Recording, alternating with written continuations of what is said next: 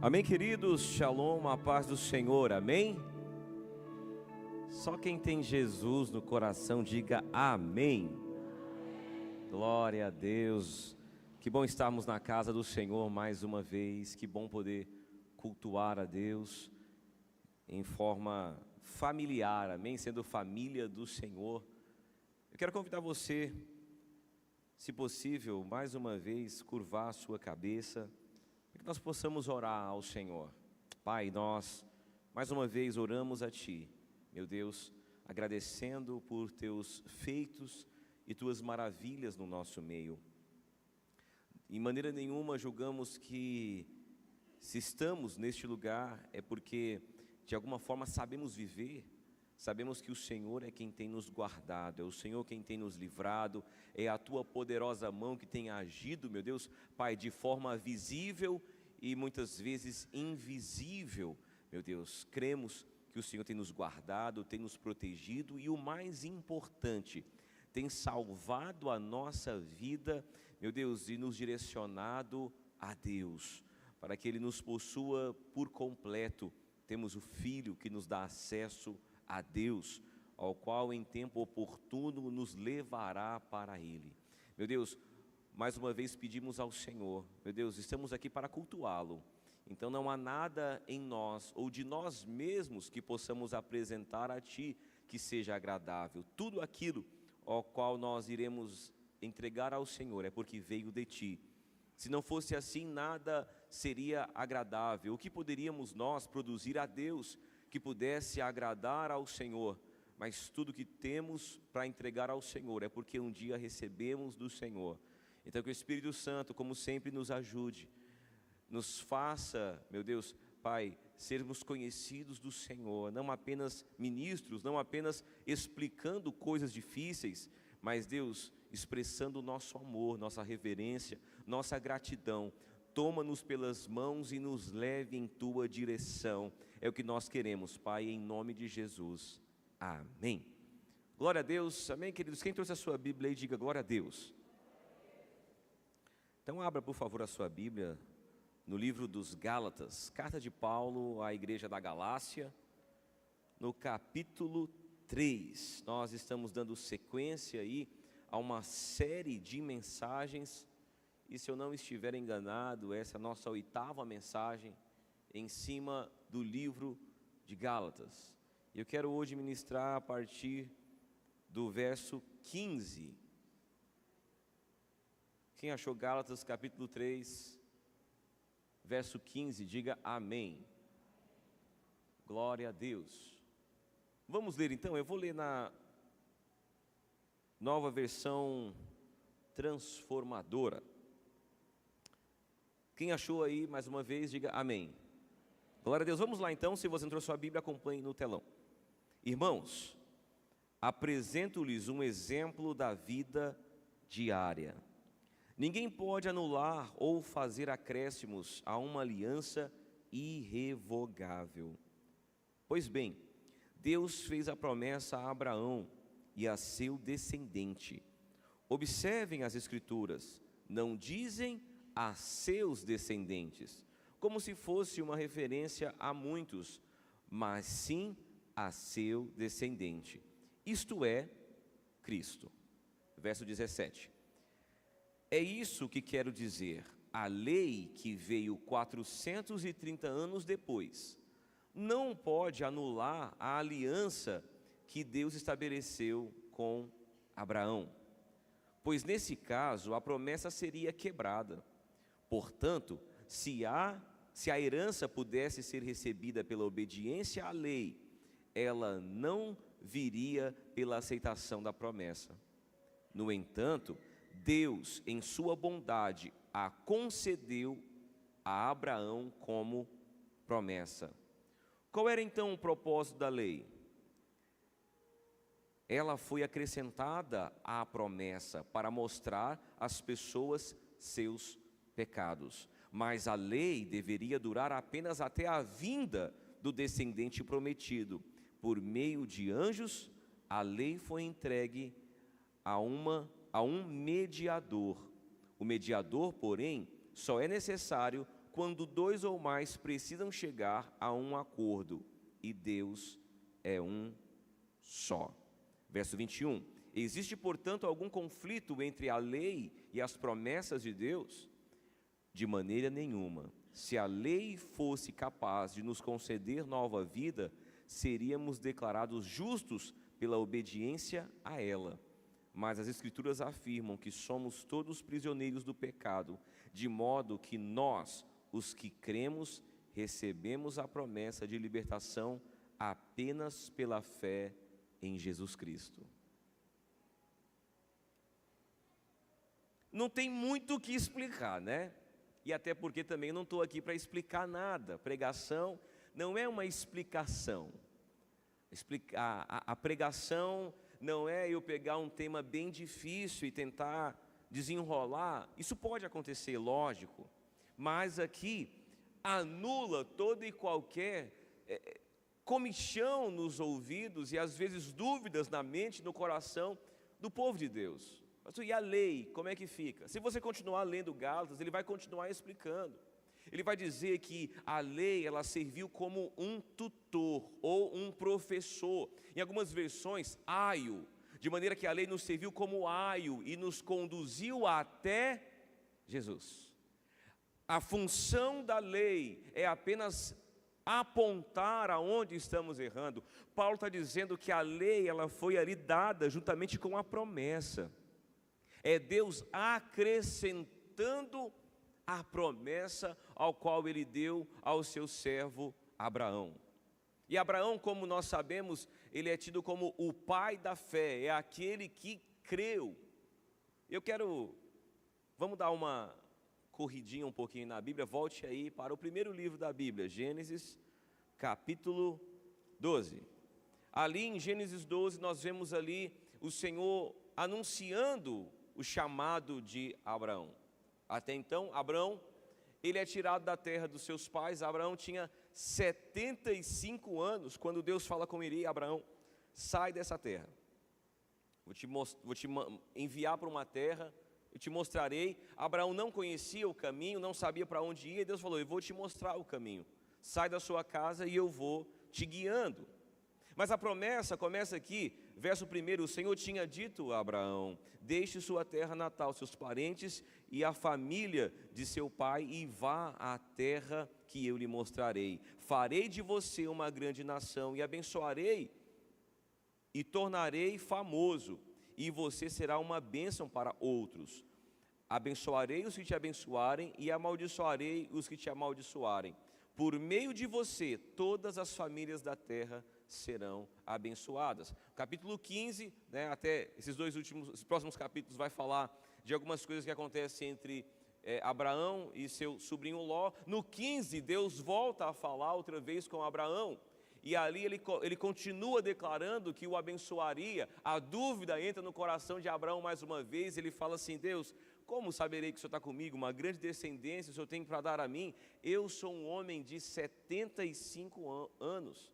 Meu nome é Abrão, que significa um pai de grandeza, um grande pai. Eu nem filho não tenho. Tudo na minha vida está meio equivocado, e o Senhor agora vai dizer que eu serei pai de uma grande nação, já de idade avançada. Como eu acreditarei nas tuas promessas?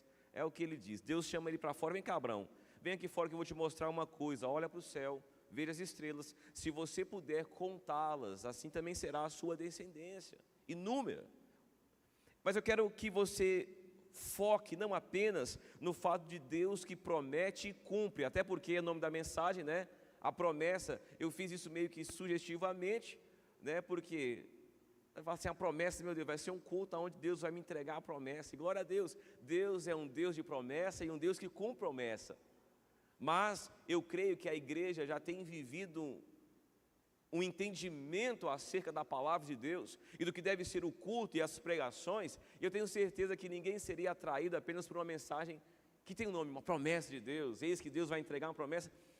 No nosso meio, até as pessoas até espantariam hoje, porque o evangelho que nós vivemos nós entendemos que o Evangelho é a única coisa capaz de acrescentar, de mudar, de dar direção, é o que todo homem precisa, é o Evangelho de Deus. Então não é um pedaço da mensagem ou um pedaço do Evangelho que trará alegria ao nosso coração, mas nós carregamos hoje uma sede e uma fome pelo Evangelho genuíno, verdadeiro e completo de Deus. Quem está entendendo, diga amém. Eu estou sendo bem rápido porque eu preciso ser rápido mesmo. Mas entenda uma coisa, tudo o que a palavra de Deus menciona a nós, tudo que Deus direcionou a nós, até mesmo uma promessa de Deus específica a alguém e a uma localidade, ela sempre, o pano de fundo é Jesus. Paulo vai dizer que a promessa de Deus, juntamente com a lei, não tinha um fim em si mesmo, mas culminava em Cristo Jesus. Ao olhar a promessa no capítulo 12, onde lemos, em determinado momento ele fala assim: por causa de você, todas as famílias da terra serão abençoadas. Será que ele estava falando única e exclusivamente para Abraão, aquele homem pequeno com a sua família num deserto, onde ele estava, até então ainda não era deserto, mas todo o plano de Deus acontece numa região árida, de dificuldades, muitos milagres aconteceriam, mas será que Deus estava olhando apenas para este pequeno homem? Até porque a sua descendência, como Paulo diz, nós lemos aqui, está no plural, mas Paulo está dizendo assim, olha, não é no plural, é no singular, é a sua descendência. Deus promete para Abraão, mas olhando para onde culminaria a promessa de Deus, aonde estreitaria a promessa de Deus. Eu sei que você já está entendendo, que quando Deus olhou para Abraão, Ele não via apenas aquele homem, mas via uma geração que viria após ele, não uma geração completa, não uma geração de muitos filhos, mas um descendente em especial viria a existir, amém? E eu quero que, antes da gente adentrar, eu quero trazer um pouquinho da visão daquele povo que estava ouvindo aquela mensagem de Paulo ali em Gálatas. Apesar dos Gálatas não serem judeus, é um povo gentil, mas ali Paulo está dizendo algo extraordinário, porque a visão daqueles ao qual estavam se convertendo, indo para Cristo, eles estavam sendo corrompidos por uma mensagem judaica. Uma mensagem onde o povo deveria, olha, agora que vocês estão aceitando a Cristo, vocês precisam observar a lei de Deus. Vamos lá, primeiro ponto, eu quero falar sobre a visão do povo. Era a visão daquele povo e um orgulho que eles carregavam acerca da herança ao qual eles possuíam.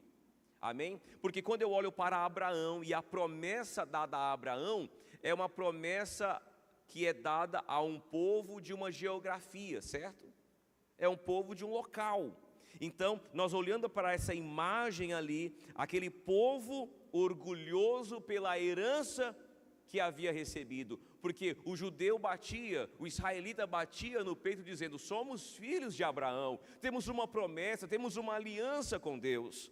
E ali, imagine aquele judeu daquela época, que com orgulho dizia, tenho o sangue de Abraão, a marca da circuncisão e a lei no meu bolso.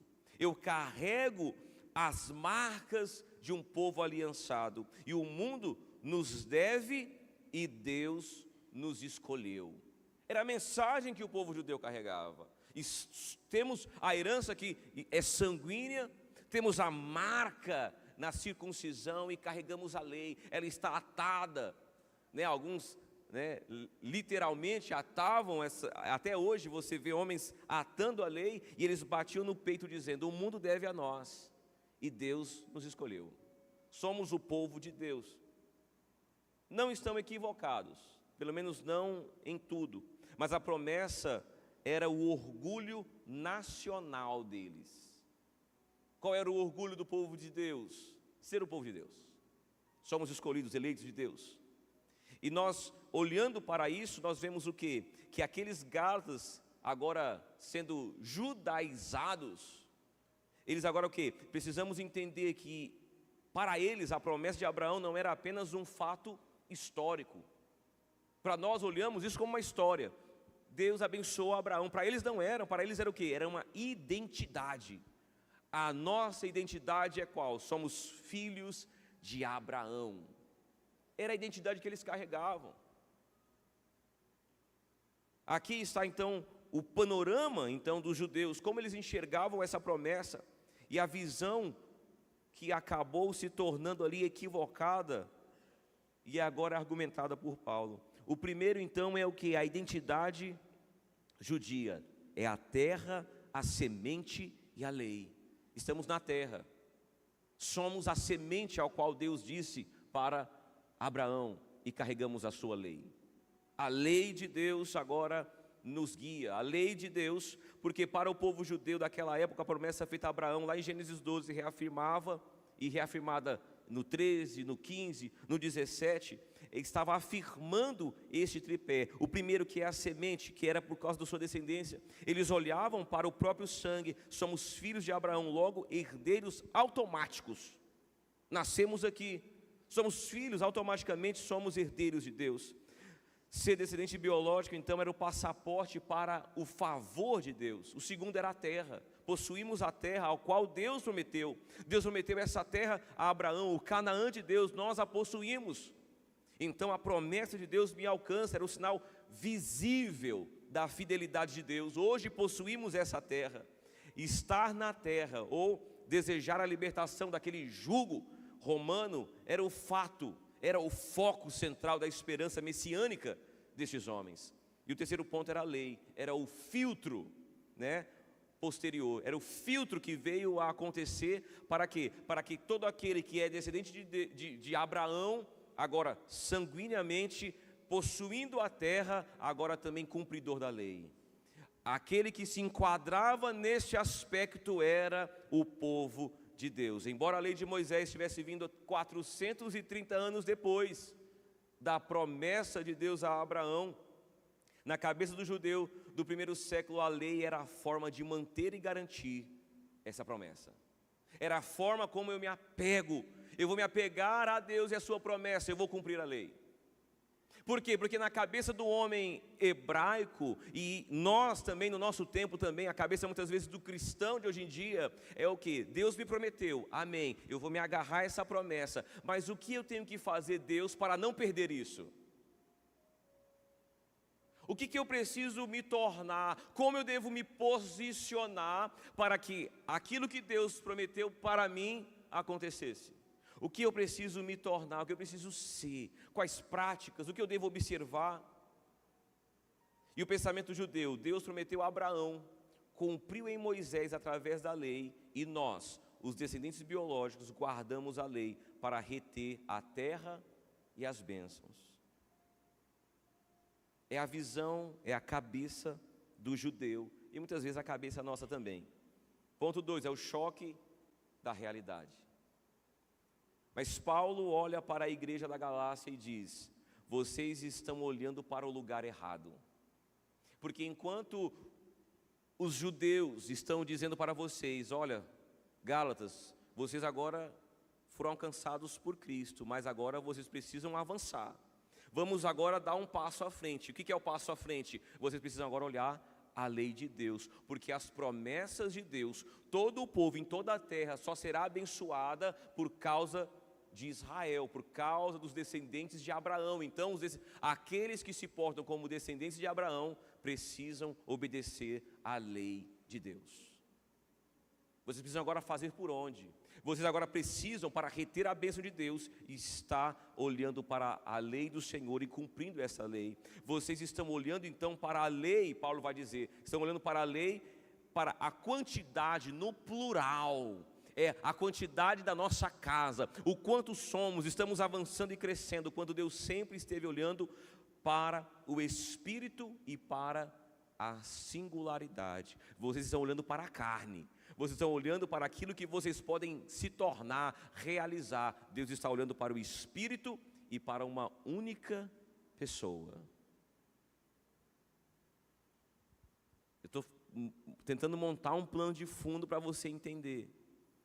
E já quero antecipar, dar um spoiler.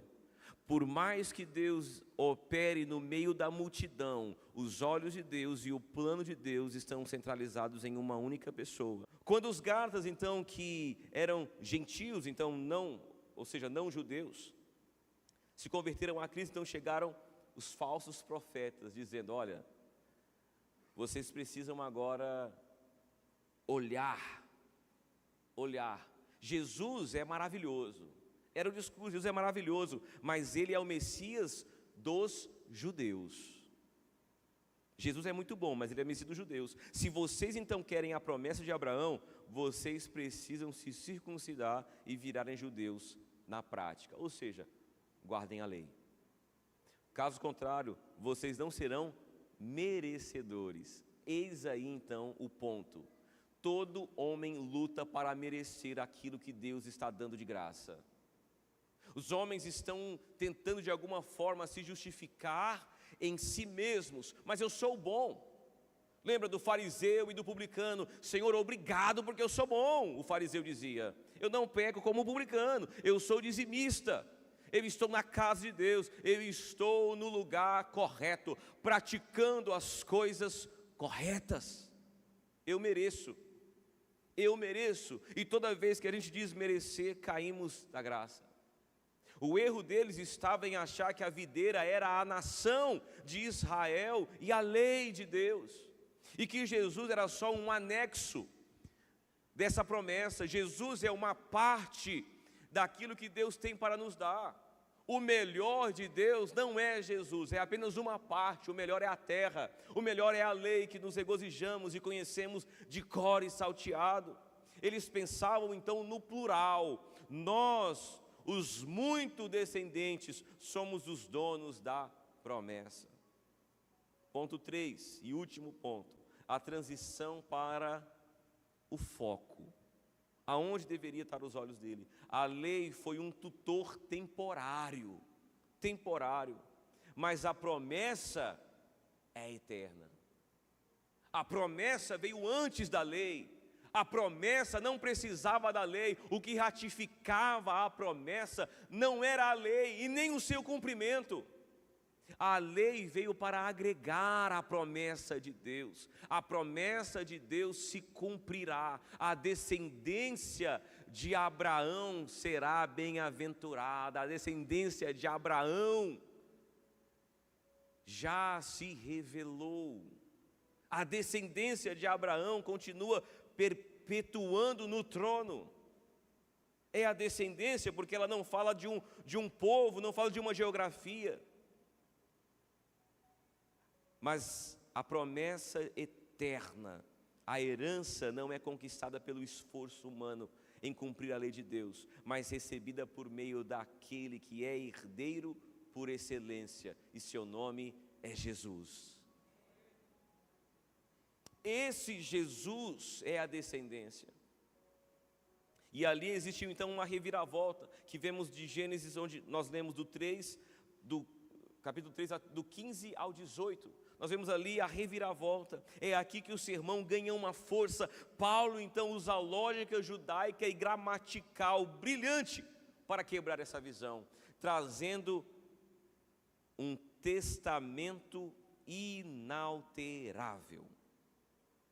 Inalterável. Vê para mim aí, por favor, o verso 15 na sua Bíblia. Como é que está escrito aí no verso 15 de Gálatas, capítulo 3. Irmãos, apresento-lhes um exemplo da vida diária. Eu vou dar para vocês um exemplo bem conhecido, algo conhecido de todos vocês.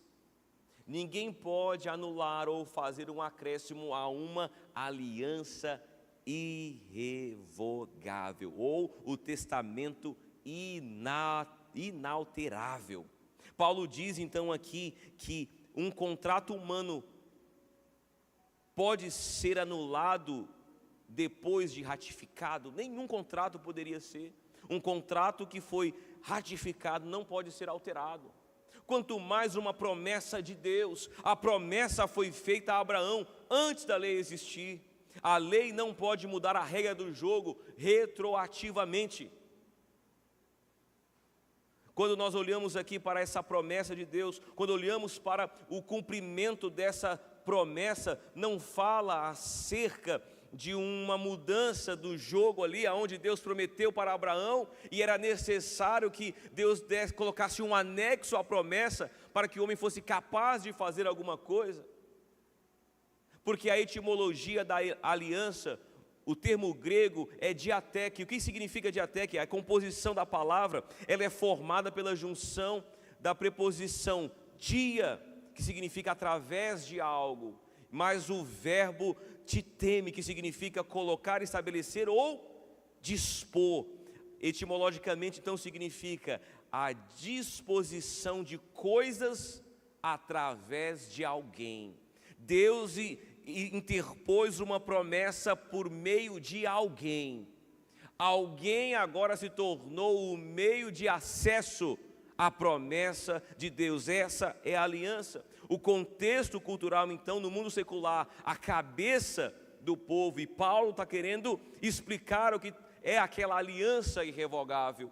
Ele explicando que tinha um significado específico, é um testemunho de última vontade. É como um testamento, é alguém que deixa algo para alguém, é a última vontade. Essa aliança que Paulo está dizendo aqui, é alguém, não era um contrato bilateral, não era Abraão de alguma forma agindo, ou Deus olhando para Abraão, vendo graça nele e o recompensando. Não é essa a promessa, mas um contrato unilateral, assim como é um testamento. Assim como um testamento é alguém de livre e espontânea vontade que entrega algo para alguém.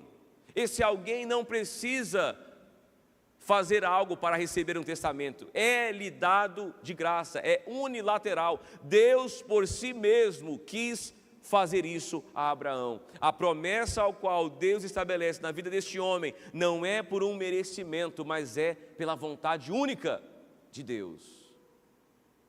Pastor, o que isso tem a ver com a minha vida? Tudo. Tudo a ver com a sua vida. Tem tudo a ver, por quê? Porque toda essa promessa, tudo aquilo que separou um povo, aquilo que gerou uma nação para Deus, tem o seu ápice na revelação dessa descendência. Agora aquele que era o Filho unigênito de Deus, o Cristo, aquele que se entregou por amor, aquele que se entregou por nós, era a descendência aguardada, esperada e prometida a esse Abraão. Pastor, mas teve a terra, teve a lei, teve tudo isso, não teve? Teve. Mas tudo isso era apenas o Senhor acrescentando à promessa que Deus fez à sua descendência. Somos sim a descendência porque cremos. Cremos no Filho de Deus, cremos no Senhor Jesus Cristo. A conexão do Antigo Testamento ali vai dizer que os judeus traduziram o texto antigo do aramaico para o grego, e ali eles trouxeram essa identidade de berite. Porque berite, nesse termo da aliança, porque eles evitaram a palavra sintec, que significa um contrato comum entre pessoas iguais. Para o judeu, Abraão era um homem excelente demais, ao ponto de ter alcançado uma promessa de Deus. Mas os próprios tradutores disseram, não é um contrato entre homens iguais. Deus não está fazendo um acordo com um homem equivalente. É um Deus unilateralmente decidindo abençoar o seu povo. Mais uma vez vemos a graça de Deus, não é por aquilo que fazemos, não é por merecimento. Isso também não deve colocar a gente num lugar em que a gente não deve mais agora olhar para Deus também e nem tentar agradá-lo de alguma forma. Mas saiba de uma coisa, Deus decidiu ser bom e gracioso, porque essa é a natureza de Deus. Não tem como merecer, ninguém vai sair de um culto ou de um encontro com Deus batendo no peito e dizendo que bom, porque eu mereço alguma coisa de Deus. Ninguém, porque Ele é gracioso, Ele deu o seu Filho, não porque alguém clamou, não porque o povo estava perecendo, mas porque Ele amou o mundo de forma que deu seu Filho unigênito, para abençoar, não porque merecemos, mas porque Ele decidiu nos dar. Quem está entendendo, diga amém. Eu sei que às vezes, pastor, mas o senhor não está entrando para a hipergraça? Você não está Anulando então, quer dizer que o homem não tem mais nenhuma responsabilidade. Meu irmão, se a responsabilidade que você carrega de ter Deus se baseia apenas naquilo que você pode dar para Ele como homem, você está dando para Ele um trapo de imundície, porque a nossa justiça, o nosso entendimento, aquilo que podemos fazer da melhor forma que podemos fazer, para Deus não vale de nada. De nada. Pastor, mas eu decidi agora ser um homem melhor. Entenda uma coisa, se você quiser se tornar um homem ou uma mulher melhor, sem Deus, você fracassará terrivelmente. Não tem como o homem se tornar melhor para Deus sem Deus. Não tem como um homem se tornar santo para Deus sem a santidade que vem de Deus, até porque não existe santidade sem Ele, não existe boa ação sem Ele. Podemos até praticar filantropia, podemos até fazer algum gesto que seja bondoso para alguém, mas para o próprio Deus não há nada que Ele se agrade que não venha dEle mesmo e do seu próprio Filho. A igreja não pode se tornar um reduto de homens religiosos que acreditam possuir algo que ninguém mais possui pelo fato de obedecer a algum tipo de regra. Somos filhos de Deus porque Ele nos chamou, porque Ele nos amou, Ele precipitou em amor, não é uma resposta a um clamor nosso. Deus está alcançando a sua vida, alcançando a sua família, guardando você, guardando tudo que você tem pelo amor que Ele sente por nós, não porque nós somos merecedores, e graças a Deus por isso. Por quê? Porque se fosse depender do que eu posso dar a Ele, eu estaria perdido. Quantas vezes eu pratiquei o mal, quantas vezes eu pratiquei o pecado, quantas vezes eu caí. Se fosse depender de tudo que eu tenho para dar para Deus, para receber o que Ele pode me dar, eu não teria nada, a não ser o inferno. A não ser o inferno. O Senhor não precisa das minhas boas ações. O que o Senhor quer de mim? Que eu olhe para Jesus, persiga Jesus, e eu alcançarei. Não, Ele me dará tudo o que Ele separou para o seu Filho, porque eu estou perseguindo a Ele, Senhor. Não estamos atrás de bênçãos, não estamos atrás de fama, nem reconhecimento, ainda que o Senhor tenha prometido isso a Abraão, mas tudo isso é muito grande para um homem carregar. Promessas de ser conhecido, de abençoar gerações e gerações. Homens não são capazes de realizar nada disso, nem de carregar isso, mas o Filho de Deus é. E há um mundo para nos provar, um antes e um depois deste homem. Tudo mudou depois que Ele se revelou, inclusive a nossa vida. E obrigado, Jesus, porque um dia o Senhor se revelou a nós. Quem está entendendo, diga amém. Se existe alguma coisa que viemos entregar aqui a Jesus, não entreguemos a Ele sem antes pedir dEle aquilo que Ele deseja de nós. Senhor, é como Santo Agostinho: Senhor, pede-me o que quiserdes, mas me dê tudo o que pedirdes. Afinal de contas, o que eu posso dar a Deus? O que eu posso dar a Deus? O que eu posso entregar a Ele que seja agradável a Ele, senão aquilo que Ele mesmo deu a nós? Seu próprio Filho. Que Jesus esteja impregnado em nosso ser, que Jesus esteja impregnado na nossa alma, para que nós possamos cultuar ao Senhor da maneira que Ele é digno. Amém? Se coloque de pé em nome de Jesus.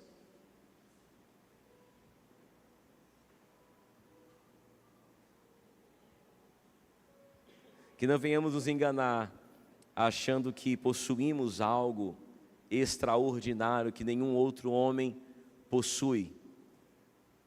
Se possuímos isso, é porque Deus tem nos dado. Se possuímos isso, glória a Deus. Se temos Ele, é porque Ele tem se doado a nós. Mas que não sejamos como fariseus, judeus, que naquele tempo tentaram trazer a lei para o meio do povo. Porque se eu cumpro a lei, eu sou merecedor. Se eu cumpro a lei, eu sou merecedor. E Paulo vai dizer que se fosse por meio da lei, do cumprimento da lei, nós éramos justificados por ela. Mas qual é o homem que foi capaz de cumprir a lei? Todos pecaram, todos estão destituídos da glória de Deus. Não há um homem que pratique o bem, não há ninguém que clame a Deus, não há ninguém que faça o bem. Mas glória a Deus, porque Jesus se revelou a nós. Glória a Deus, e hoje amamos a Tua palavra, amamos a Sua presença. E hoje não somos mais os mesmos. O Senhor tem transformado nossa vida, amém? O Senhor tem transformado a nossa casa. O Senhor tem trazido alegria no nosso meio, porque Ele é tudo o que Deus poderia nos dar. O melhor de Deus não é a terra que possuímos, não é o nome que carregamos, nem a religião que praticamos. O melhor de Deus é Jesus, amém? O melhor de Deus é Jesus. Cristo em nós, a esperança da glória. Um dia o veremos, um dia nós estaremos diante dele, um dia nós estaremos com ele, e será o momento mais alegre e aguardado da nossa vida, não porque nós fizemos de tudo para viver essa vida, mas fizemos de tudo para possuir aquilo que faz toda a diferença: Jesus em nós. Antes de você fechar os seus olhos para orar, eu gostaria que você desse a mão para quem está do seu lado aí. Pode ser da sua família, qualquer pessoa. E antes de orar por você mesmo, que pudéssemos orar uns pelos outros. Porque apesar da promessa de Deus ser estabelecida e culminada em Jesus, o Senhor nos torna participantes de tudo isso. Estamos inseridos, Senhor, estamos como espectadores, Senhor, da Tua glória. Por muitas vezes chamados e atraídos para levar e fazer, meu Deus, Pai, revelar o Senhor a outros também. Então, Pai, em nome de Jesus, oramos uns pelos outros. Porque não pelo que podemos fazer, mas por quem o Senhor pode se tornar em nós, Jesus. Pai, que o Senhor se revele a este homem, a esta mulher. Jesus, que uma paixão, meu Deus, Pai, se acenda neste coração. Meu Deus, menos autojustificativa, menos autossuficiência. Meu Deus, menos busca por prazer, menos busca, Senhor, por cultos perfeitos, por louvores perfeitos, mas, Senhor, buscando o Senhor, a verdade do Senhor, a simplicidade do seu evangelho, a alegria da salvação em nosso coração, Jesus, porque por mais, meu Deus, que possamos nos alegrar por tudo que o Senhor ainda pode fazer por nós, queremos nos alegrar por tudo aquilo que o Senhor já fez por nós. E obrigado porque a salvação nos alcançou. Obrigado, Senhor, porque não somos mais, meu Deus, Pai, inimigos de Deus. Não somos mais, Senhor, Pai, escravos do pecado, escravos do medo, mas o Senhor nos atraiu. E o que nós podemos dar ao Senhor? O que podemos entregar a Ti, Senhor? O que podemos, meu Deus, é cumprir os nossos votos, meu Deus, Pai, bendizer o Teu nome no meio dos Teus filhos, glorificar o Senhor, porque o mundo não entende, mas Deus, o Espírito nos tem dado a entender, que importante, Senhor, é que o Senhor cresça, importante é que o Senhor se revele, o que importa é que Cristo se revele. Então se revele, meu Deus, Pai, na vida de cada um dos Teus filhos. Espírito Santo, nos leve, meu Deus, Pai, a experimentar, meu Deus, do conhecimento do Filho de Deus, conhecer o Senhor, prosseguir em conhecer, avançarmos, Espírito Santo, meu Deus, Pai, em conhecer o Filho de Deus. Aleluia, aleluia. Santo é o Senhor, ainda com olhos fechados. Jesus, que o Senhor nos batize com o batismo de amor, Senhor, para que não venhamos apenas amar a Sua casa, não venhamos apenas a amar, Espírito Santo, movimentos, não amarmos, ó Pai, aquilo que julgamos ser de Deus, mas, Senhor, amar Tua presença, que ainda que estejamos num deserto, que ainda que estejamos, ó Pai, passando por lutas, Jesus, o Senhor seja, meu Deus, Pai, o maior desejo da nossa alma, o maior desejo que possuímos é a Tua presença, é a Tua presença. Nos leva para perto de Ti, Jesus, nos leva para Ti, porque o que precisamos, ó Pai, meu Deus, é mais de Ti, meu Deus, Pai, mais do Senhor. Que não tenhamos o pensamento, meu Deus, Pai, equivocado, meu Deus, de que somos, meu Deus, de alguma forma merecedores. Não somos, meu Deus, mas somos agraciados com o Teu amor, Jesus. Que a Tua luz brilhe, nos guie, nos leve para perto de Ti, meu Deus, porque o Senhor nos chamou, assim como Abraão, de um lugar aonde estávamos, meu Deus, para o Seu amor. Nos chamou para si, agora somos Teus, nos ajuda, Espírito Santo, a revelar este amor, para que outros sejam atraídos a este lugar, para que outros possam, meu Deus, Pai, ser chamados, ser atraídos pela glória de Deus que é revelada, meu Deus, por meio dos Teus filhos. Jesus, nos leva para perto de Ti, aleluia.